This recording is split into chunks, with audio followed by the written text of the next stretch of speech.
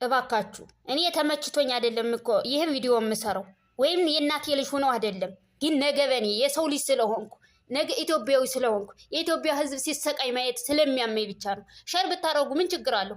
አንድ የፖስት ዛሬ ስንት ቪዲዮ ፖስቶትኩ 17 ዓመት በሳውዲ አረቢያ የታፈኑ ልጆች ፖስቻለሁ። የልጆች እናት ናቸው፣ ግን ሸር አላደረጋችሁ። እባካችሁ ሸር አድርጉ። በፎቶው ላይ የምታዩት እህታችን መዲና አህመድ ትባላለች። የትውልድ ሀገር ወሎ መካነ ሰላም። ይቺ ልጅ ታማ ሳውዲ አረቢያ ጅዳ ሆስፒታል ምሸስፋ አብዱልአዚዝ ስትታከም ቆይታ አሁን ድናለች።